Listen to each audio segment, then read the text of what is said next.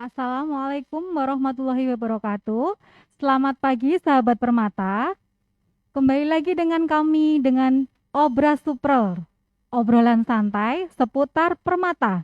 Kali ini kita berada di episode 3 dengan tema Dagu Sibu. Apa itu Dagu Sibu? Nanti akan disampaikan oleh narasumber kami. Yaitu ada 2 apoteker. Ini saya panggilnya gimana ini? Ibu atau kakak? Oh kakak aja ya, kita santai aja ya. Jadi nanti kita ditemani oleh apoteker Ara. Ini sahabat Permata ya, di Rumah Sakit Permata ini kita ada 3 apoteker. Kita perkenalkan dulu ya teman-teman ya. Ada apoteker Alfia, apoteker Christine, dan apoteker Anita. Dan ditemani oleh banyak macamnya obat di sini ya. Nanti itu obat apa nanti akan dijelaskan oleh narasumber kita. Baik kakak-kakak, silakan untuk penjelasan tentang Dagu Sibu bisa kita mulai ya. Iya, silakan. Ya, terima kasih Kak Ristin atas kesempatan yang sudah diberikan. Sama-sama. Sebelumnya, Assalamualaikum warahmatullahi wabarakatuh. Waalaikumsalam warahmatullahi wabarakatuh. Sebelumnya perkenalkan kembali, saya apoteker Anita dan rekan sejawat saya apoteker Alfia. Di sini kami akan membawakan menjelaskan terkait Dagu Sibu seperti itu. Iya, apa itu Dagu Sibu nanti dijelaskan ya sama apoteker Anita ya. Nah, Dagu Sibu itu apa sih gitu. Nah, sebelum kita itu membahas terkait Dagu Sibu, apa sih yang mau didapetin gitu, apa sih yang mau digunain, apa sih yang mau disimpan, apa sih yang mau dibuang gitu. Karena kita ini kan farmasis ya Kak Ristin ya. Iya, jadi betul. pasti yang mau dibahas itu adalah obat seperti itu. Iya, dan obat sendiri mungkin dari sahabat Permata ada yang belum tahu ya. Kita sering mendengar tentang obat, tapi obat itu apa sih? Kadang kita juga nggak tahu. Mungkin bisa dijelaskan sama apoteker Anita? Ya. Obat itu apa sih gitu ya, kayak mungkin banyak pertanyaan dari teman-teman gitu. Iya, betul. Nah, obat itu adalah zat yang digunakan untuk mencegah, kemudian menyembuhkan penyakit, kemudian digunakan untuk memulihkan dan memelihara kesehatan bagi penggunanya seperti itu. Nah, obat selain memiliki manfaat juga memiliki efek samping gitu. Iya, betul sekali. Itu yang harus kita waspadai ya, efek sampingnya itu ya. Iya, tergantung penggunaannya sesuai atau tidak, sesuai aturan penggunaannya atau tidak seperti itu. Tapi kita hari ini mungkin cara mendapatkannya dulu gitu, tidak menggunakannya dulu. Nah, cara menggunakannya gimana sih? Cara mendapatkannya gimana sih gitu kan? Nah, cara mendapatkannya yang pertama yaitu harus di sarana resmi. Nah, iya, sarana resmi itu apa aja sih kakak? Nah, sarana resmi di sini itu ada apotek, seperti itu ada toko obat berizin, iya, betul. Kemudian ada rumah sakit, ada klinik, ada puskesmas. Oh gitu. Ya, jadi banyak ya sebenarnya ya.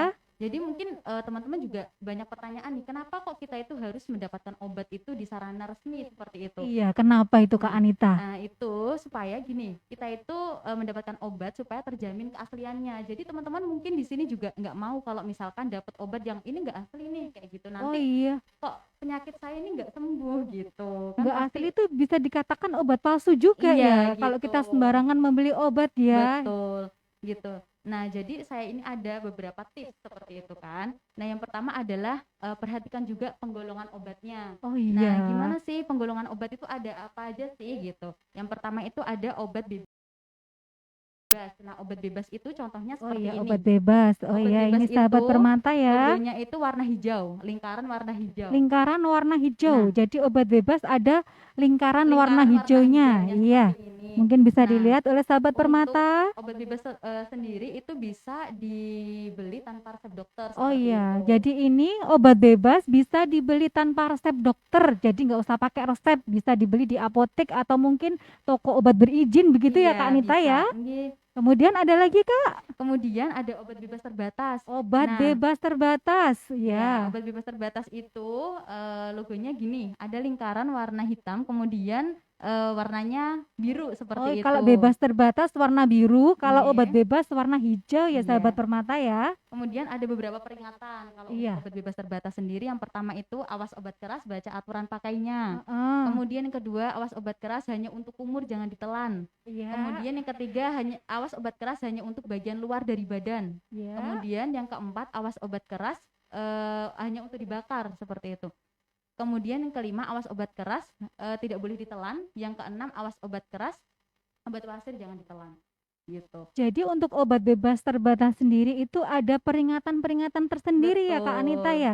Jadi ada peringatan 1 sampai peringatan ke-6. Iya. Jadi banyak sekali ya. Kemudian Kemudian apalagi Kak Anita? kemudian ada lagi yaitu peringatan untuk ini obat keras. Nah, untuk obat keras sendiri ini harus dibeli dengan resep dokter seperti itu. Oh, Jadi jadi ini nggak boleh sembarangan nggak boleh ya? sembarangan. Oh iya, Gitu, mungkin tapi dari sahabat Permata harus tahu ya kalau misalkan ada obat dengan logonya K, kemudian ada warna ya, merahnya, ini tidak boleh dibeli sembarangan ya sahabat Permata ya. Jadi kita harus menggunakan resep dari dokter.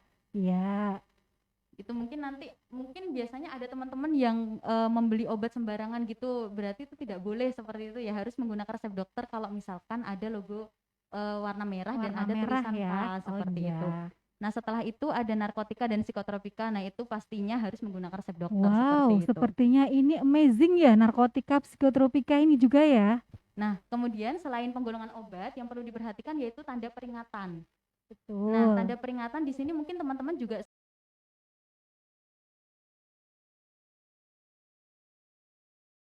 sering menemui seperti itu. Ada peringatan misalkan dikontraindikasikan untuk ibu hamil, untuk ibu menyusui Oh, gitu, berarti berarti itu tidak boleh tidak digunakan, boleh digunakan. dikontraindikasikan, artinya itu tidak Tidak boleh boleh digunakan ya digunakan. sahabat Permata ya. Kemudian yang terakhir ada tanggal kadaluarsa. Nah, kenapa sih tanggal kadaluarsa ini penting seperti itu? Iya, kenapa Kakak Anita kok penting ini ya? Karena gini, kalau misalkan obat dikatakan kadaluarsa itu berarti sudah melampau tanggalnya seperti itu kan. Nah, kalau misalkan sudah melampau tanggal kadaluarsa itu berarti obat tersebut sudah rusak dan tidak bisa digunakan. Berarti sudah Seperti tidak itu. boleh Iya, digunakan. betul Jadi sahabat sekali. Permata, sebelum minum obat kita harus tahu dulu juga, harus kita perhatikan tentang tanggal kadaluarsa. Seandainya melebihi tanggal kadaluarsa, berarti obat itu sudah tidak bisa digunakan ya sahabat Permata ya. Kemudian Ya. mungkin untuk cara penggunaannya mungkin bisa dilanjutkan oleh Oh iya, monggo, Apoteker Alfia bisa dilanjutkan. bagaimana sih cara kita untuk bisa menggunakan obat dengan benar. Oh iya, gimana Kakak? Gimana? Yang perlu diperhatikan itu pada saat sebelum penggunaannya, kemudian pada saat penggunaan dan setelah penggunaan obat tersebut. Iya, betul. Untuk penggunaan sebelumnya ada beberapa hal yang perlu diperhatikan. Yang pertama, pastikan dulu obat yang teman-teman pilih itu sudah tepat sesuai dengan yang diharapkan teman-teman, sesuai dengan yang dikeluhkan. Untuk yang kemudian, pastikan bahwa kondisi obat tersebut baik. Oh, berarti kita harus memastikan ya. Memastikan Baik dari itu seperti apa ya Kak Alfiah ya? dari kemasannya utuh bisa, Kemasannya utuh, tersegel, tersegel. terus untuk kemudian obatnya tersebut tidak berubah warna atau baunya. Jadi itu kita juga harus bisa. tahu ya teman-teman ya sahabat Permata ya, obat itu berubah warna atau tidak. Jadi sebelumnya warnanya apa, kok sekarang warnanya berubah? Berarti itu kemungkinan obatnya juga sudah rusak ya. Terus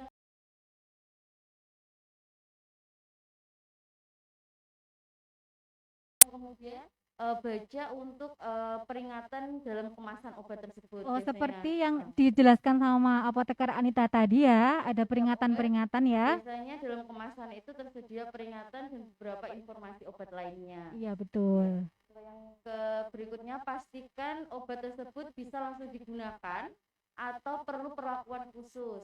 Misalnya harus digerus terlebih dahulu atau dicampurkan air terlebih dahulu seperti itu. Oh, berarti memang ada beberapa obat yang mempunyai sifat khusus ya. Jadi kita harus tahu sahabat Permata, apakah obat itu sebelum kita minum kita gerus dulu. Bahkan ada obat yang nggak boleh digerus ya sahabat Permata ya. Jadi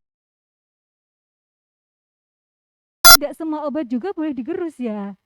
Terus untuk kemudian gunakanlah obat sesuai dengan aturan pakainya. Iya, betul, nggih. Terus kemudian pada saat penggunaan obatnya beberapa hal yang juga harus perlu diperhatikan, yaitu yang pertama, perlu atau tidaknya kita bantuan orang lain. Oh, nggih, contohnya gimana Kakak? Penggunaan supositoria. Ya, mungkin kita bawa contohnya ya sahabat Permata ya. Supositoria seperti ini kan kesusahan untuk dipakai sendiri. Iya, betul. Diperlukan bantuan orang lain. Ya. Jadi supositoria seperti itu ya bentuknya ya sahabat Permata ya. seperti roket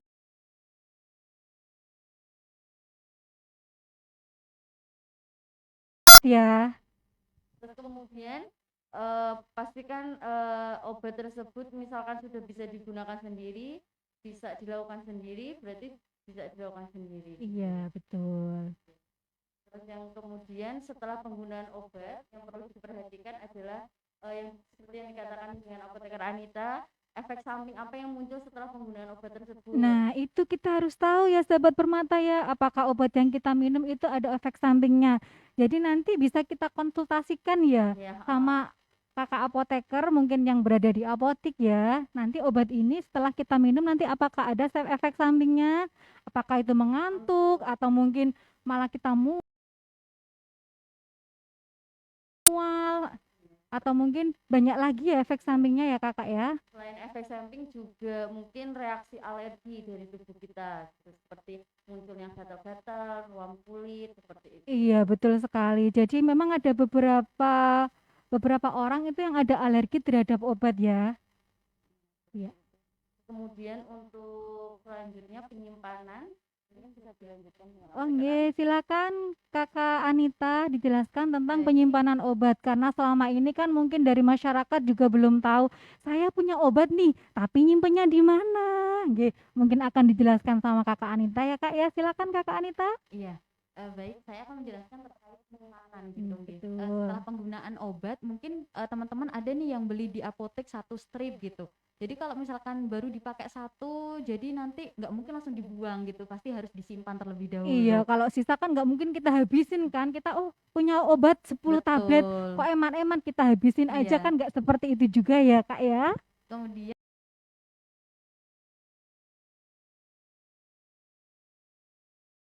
untuk cara penyimpanannya sendiri itu ada tips. Nah, ada tipsnya ya ini ya. Oke, ini sahabat permata kita perhatikan ya. Ini ada tips-tips dari kakak apoteker kita ya untuk penyimpanan obat. Untuk penyimpanannya itu sebenarnya gini.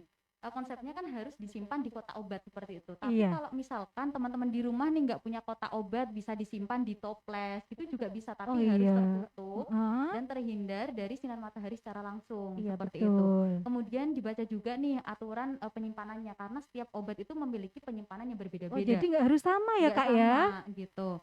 Kemudian dijauhkan juga dari jangkauan anak-anak. Jangkauan anak-anak ini kan sering nih buat mainan obat-obat kayak gitu, itu bahaya. Iya, kadang dikira permen ya kakak ya. Ya itu kan bahaya ya. Bermacam-macam, warnanya juga bagus-bagus. Warnanya sangat menarik juga kan, ada beberapa obat yang seperti permen juga ya. Kemudian perlu diperhatikan yaitu ada tanggal kadaluarsanya juga. Kalau misalkan obat nih disimpan tapi udah kadaluarsa,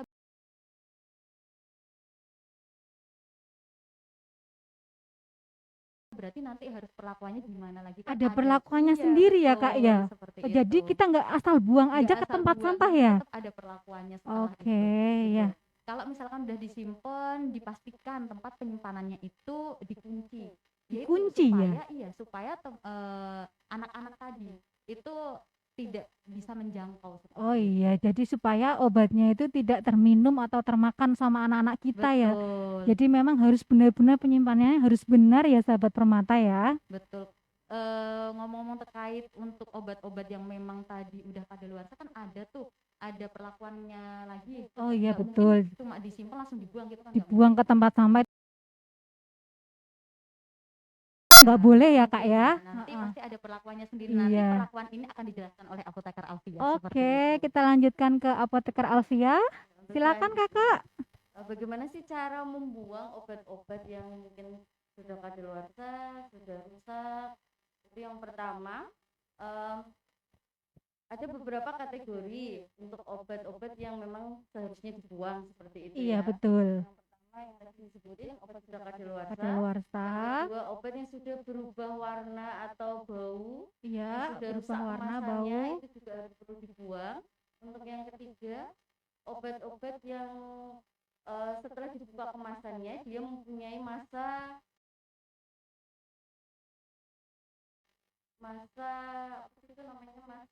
kadaluarsa, masa penggunaan iya. Terkhusus untuk sediaan tetes mata itu juga punya masa kadaluarsa sendiri. Iya betul. Berarti setelah dibuka ya Kakak ya. Oh nggih. Jadi dari sahabat permata kan memang ada beberapa obat seperti obat tetes mata, obat salep mata, kemudian sirup. Itu kan setelah dibuka berarti sudah ada masa penggunaannya ya. Jadi nggak boleh kalau misalkan setelah 5 bulan ke obat itu masih ada, berarti kita tetap nggak boleh menggunakannya kembali ya kakak ya. Jadi itu harus dibuang ya. Oh yes.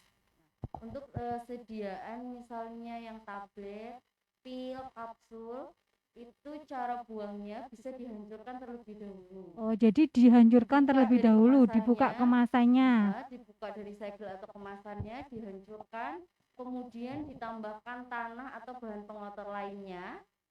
Kemudian baru nanti setelahnya bisa dibuang ke tempat sampah. Oh, berarti itu dibuka dulu, ya, dihancurkan, kemudian ditambah dengan tanah bisa atau bahan ya, pengotor lainnya. Terus baru dibuang ke tempat sampah. Ke tempat sampah. Untuk sediaan yang cair seperti sirup itu nanti bisa langsung dibuka dari kemasannya. Kemudian ditaruh langsung dialirkan di kloset, dialiri dengan air mengalir sudah bisa. Oh begitu, langsung ya kak ya, berarti ya dibuka bisa kemasannya, kemudian kita guyurkan aja ke kloset atau ke wastafel juga bisa kak? Bisa, nanti langsung dialirkan dengan air mengalir. Oke, jadi perlakuannya memang beda ya sahabat permata antara tablet dengan yang sirup. Tadi seperti yang dijelaskan sama apoteker Alfiah.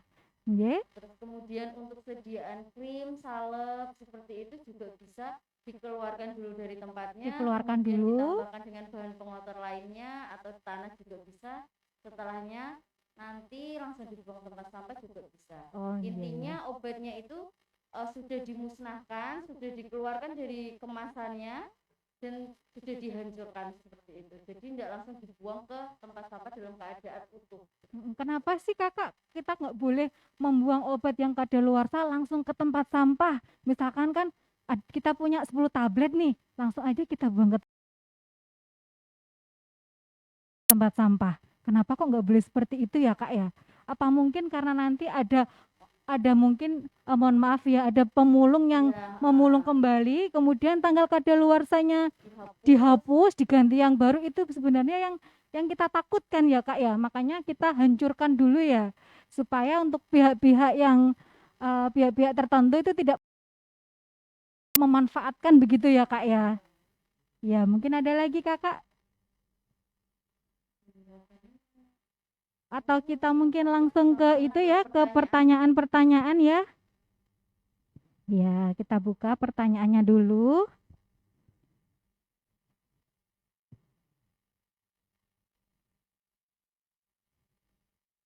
Ya ini sudah ada yang bertanya ya kak ya.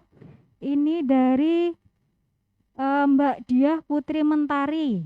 Nah, ini pertanyaannya adalah, Kak, untuk penyimpanan obat berbentuk cair atau sirup setelah dibuka, sebaiknya maksimal berapa hari? Dan apakah setelah dibuka masih bisa disimpan? Ya, silakan Kakak apoteker untuk menjawab. Terima kasih. Siapa tadi namanya? Mbak Diah Putri Mentari. Diah Putri Mentari. Iya, betul. Untuk obat-obat dalam bentuk sirup seperti itu, untuk obat sirup yang kategori antibiotik, untuk antibiotik setelah dicampurkan dengan tambahan air, itu biasanya maksimal penggunaannya itu untuk 7 hari. 7 hari ya kak ya. Selebihnya kalau misalnya lebih ya memang harus dibuang, tapi kan kalau untuk antibiotik memang harus dihabiskan. Harus dihabiskan, betul. Jadi masa 7 hari obat tersebut kalau dipakai rutin sudah habis. Kalau untuk antibiotik rata-rata 7 hari, dan 7 hari itu biasanya itu sudah habis ya. Terus untuk kategori sirup lainnya, sirup lainnya itu setelah kemasan dibuka itu masih bisa pada suhu kamar masih bisa digunakan sampai 1 bulan. Sekitar 1 bulan ya kak ya, asalkan tidak ada perubahan warna, bau dan rasa. Ya, itu maksimal 1 bulan ya sahabat permata ya. Dan penyimpanannya juga di suhu kamar, jangan ditaruh di kulkas. Oh, penyimpanannya juga harus benar ya. Jadi tidak semua obat, kadang ibu-ibu itu kan kalau sirup ditaruh di kulkas semua ya. Sebenarnya itu malah nggak boleh ya, karena tidak semua obat itu bisa disimpan pada suhu dingin. Jadi suhu kamar ya rata-rata. Tapi nanti di kemasannya itu juga sudah ada keterangannya ya Kak. Bagaimana cara menyimpan obat ini? Apakah di suhu kamar ataukah suhu dingin? Kalau suhu kamar berarti ya di tempat di kotak obat biasa. Kalau untuk suhu dingin atau suhu kulkas itu berarti harus di dalam kulkas dan bukan di freezernya ya sahabat permata ya. Baik, ini pertanyaannya sudah terjawab dari Mbak Diah Putri Mentari, terima kasih. Kemudian kita lanjutkan lagi, ini masih ada pertanyaan dari Mbak Aulia Afira. Oh, mohon maaf, Mami Wigati. Ini pertanyaannya, Kak, apa yang membedakan obat kategori generik dan obat non generik? Jadi kadang ada obat kan macam-macam obat, ada yang generik, ada yang non generik. Itu maksudnya bagaimana ya? Mungkin nanti dari apoteker Anita bisa menjelaskan. Untuk obat generik sendiri itu seperti apa ya Kak? Pertanyaan dari siapa Kak Ristin tadi? Dari Mami Wigati. Oh iya. Dari Mami Wigati. Mungkin saya akan sepanjang pengetahuan saya terkait itu, mungkin saya akan menjawab terkait pertanyaan dari Mami Wigati. Untuk obat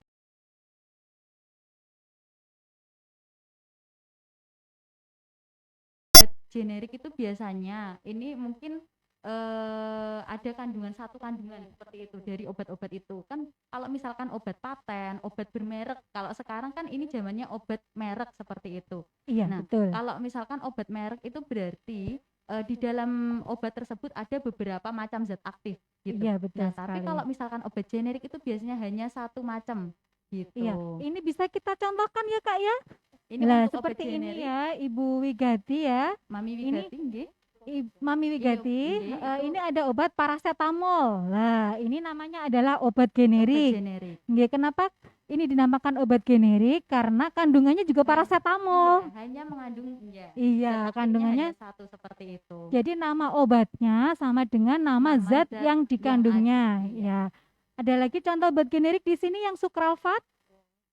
Iya, ini juga obat generik ya Mami Wigati ya. Ini obatnya adalah sukralfat. Ini obat generik karena kandungannya juga sama, kandungannya adalah sukralfat. Kemudian untuk yang non generik bisa kita contohkan yang Berotek Kak Anita? Ya. Obat yang non generik contohnya ini, ya. Ini ada Berotek, ini isinya fenoterol seperti itu. Jadi kalau misalkan ini mereknya fenoterol seperti itu berarti generik. Nah, tapi karena ini Berotek dan ini isinya fenoterol berarti ini adalah obat dagang, obat merek seperti obat itu. Non generik. Contohnya adalah Berotek. Dan kenapa kebanyakan sahabat permata ya, obat non generik atau obat paten atau obat bermerek itu harganya lebih mahal ya dibandingkan dengan obat generik. Karena kan dia kan mempunyai hak paten juga. Kemudian kandungannya juga bisa lebih dari satu, kemudian juga ada biaya promosinya ya Kak ya. Kalau obat generik kan nama obat sama dengan nama zat yang dikandungnya. Ya. Demikian dari Mami Wigati. Oh, ada lagi ternyata Kak dari Mami Wigati ini menanyakan, Kak, kalau obat racikan bagaimana menentukan sudah expired atau tidak layak konsumsi lagi? Kalau obatnya racikan. Nggih, monggo dari Apoteker Alfia.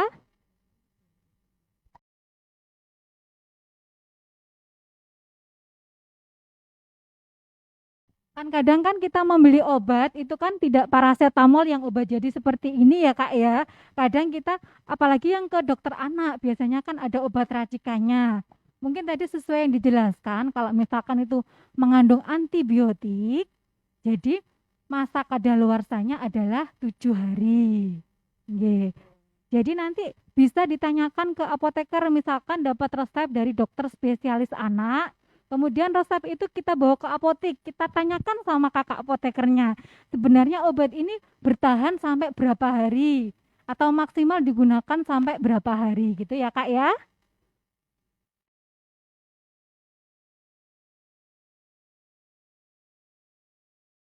Ada tambahan lagi dari Kak Alfia? Untuk obat-obat racian, kalau dia memang tidak ada antibiotiknya itu bisa sampai 1 bulan kalau racian sirup. Berarti kalau tidak ada antibiotiknya bisa sampai 1 bulan. Kemudian ini ada pertanyaan lagi dari Kakak Mimi Anis. Kak, apakah bayi di bawah 6 bulan boleh minum air putih saat minum obat? Gimana ini, Kak?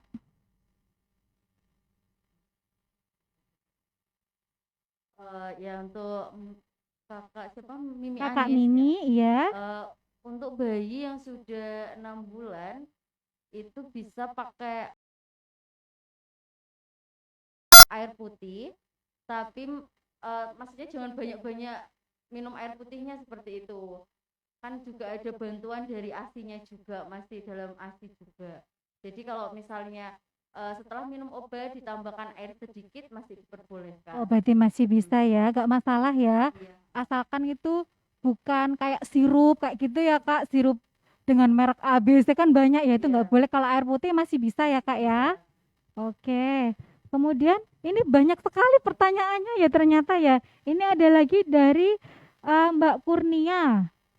Ini mohon izin bertanya, sebaiknya obat penurun panas bayi disimpan di kulkas apa cukup di suhu ruangan? Obat penurun bayi, penurun panas. Kan rata-rata kita paracetamol ya, Kak ya. Oh iya, bagaimana penyimpanannya tadi? Tadi sudah dijelaskan di awal ya, untuk penyimpanan obat-obat misalkan sirup dan yang lain-lainnya itu cukup di suhu kamar aja, jangan dimasukkan di kulkas, nanti takutnya obat tersebut mengkristal, seperti itu biasanya muncul reaksi seperti muncul kristal-kristal kecil gitu, akan merusak dari kandungan aktif obat tersebut. Oh, berarti nggak boleh di kulkas ya, Kak ya? Di suhu kamar biasa Iya, aja. karena kadang ibu-ibu itu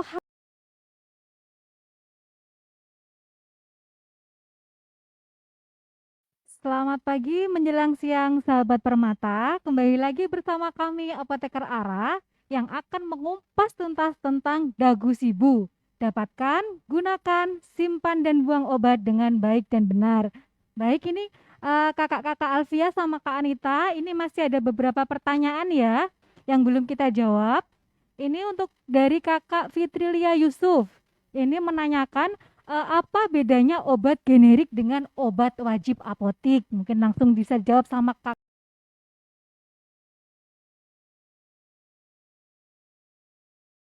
Alfia. Silakan Kak Alfia.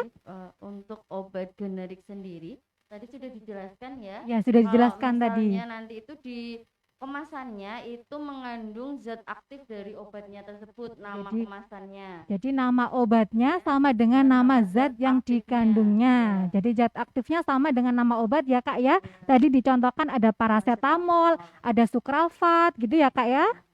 Untuk obat wajib apotik sendiri, ya, itu obat keras. Jadi ini obat keras ya, Kak ya. Obat keras yang masih bisa dibeli tanpa resep dokter, tapi ada jumlah khusus yang diberikan gitu. Oh, jadi itu adalah obat keras yang bisa dibeli di apotik tanpa resep dari dokter.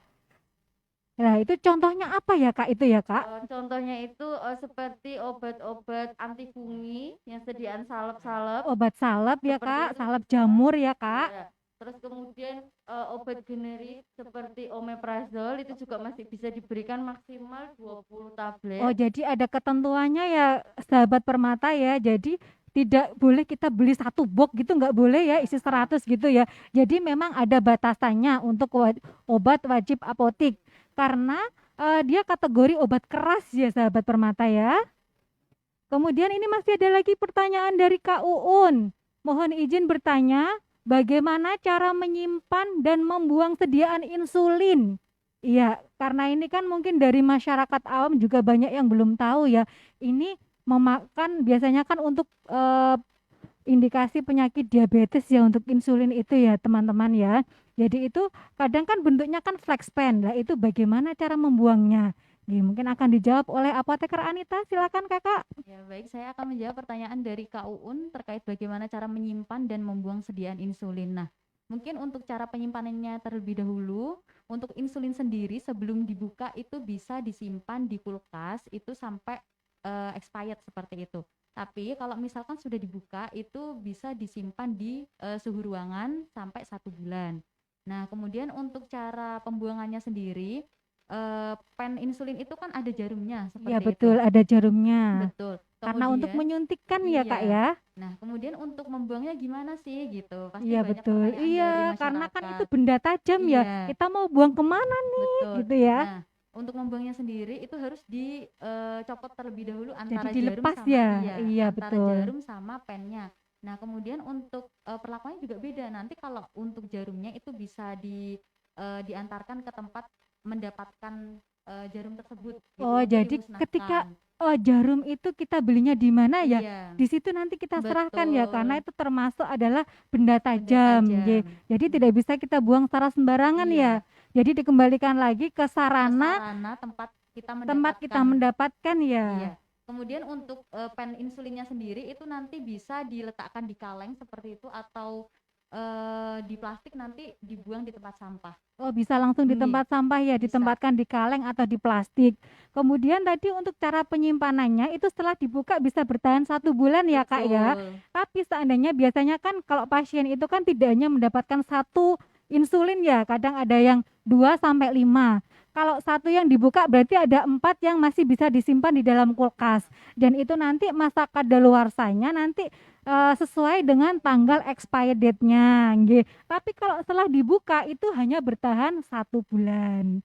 Ya, begitu ya Kak Anita ya? Iya, Kak Rizky. Ya. Mungkin masih ada pertanyaan lagi berikutnya? Dari Kakak Bagus. Nah, ini pertanyaannya adalah, Kak, apakah antibiotik itu harus dihabiskan? Terkadang kalau badan udah sehat nih, antibiotik tidak dihabiskan. Nah, ini adalah PR kita bersama ya teman-teman ya. Bisa dijawab langsung dari Apoteker Anita atau Apoteker Alfia? Silakan Kakak. Mungkin saya akan jawab terlebih dahulu, nanti mungkin Apoteker Alfia bisa menambahkan seperti itu.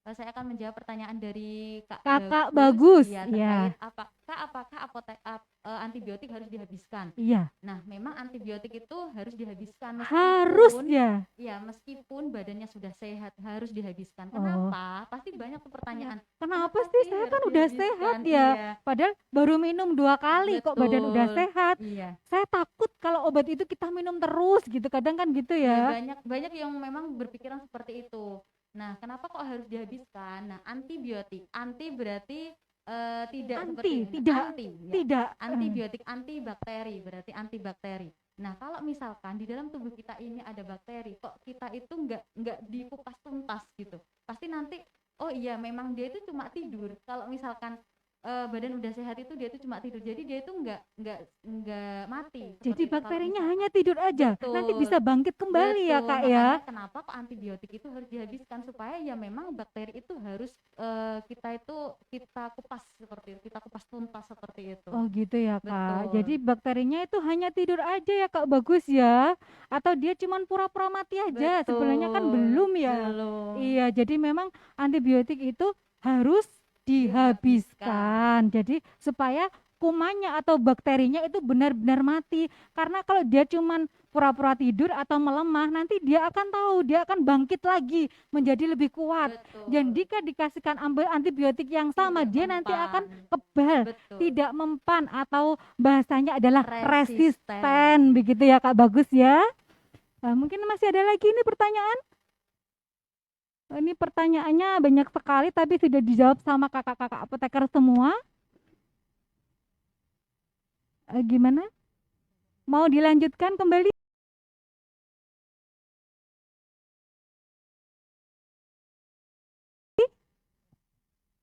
Sudah cukup ya, sahabat permata ya. Mungkin nanti kalau ada pertanyaan lagi atau mungkin yang pertanyaan yang belum puas dengan jawaban kami, nanti bisa dijawab lagi di IG kita ya teman-teman ya.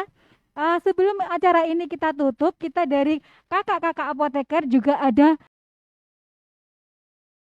lagu 5O untuk masyarakat ya. Jadi 5O. Jadi ini nanti kita nyanyikan bersama ya.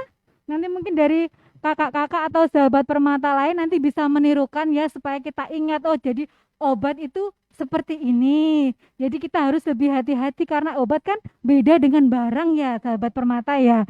Jadi kita mulai ya Kak ya. 1, 2, 3. Ini namanya Ibu Jari. Ini namanya Ibu Jari.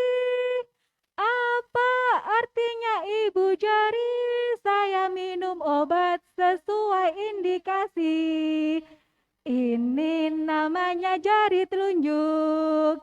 Ini namanya jari telunjuk. Apa artinya jari telunjuk? Saya minum obat sesuai petunjuk. Ini namanya jari tengah.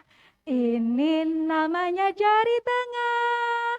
Apa artinya jari tengah? Saya minum obat, caranya jangan salah. Ini namanya jari manis. Ini namanya jari manis. Apa artinya jari manis? Saya minum obat sesuai dosis. Ini namanya jari kelingking. Ini namanya jari kelingking. Apa artinya jari kelingking? Saya minum obat, waspada efek samping. Nah, ini adalah lagu dari kita ya teman-teman ya, dari para apoteker tentang 5O. Okay. Ya demikian Obras Super episode ketiga. Nantikan Obras Super episode keempat dengan tema yang lebih menarik lagi. Dan kita akhiri bersama wassalamualaikum warahmatullahi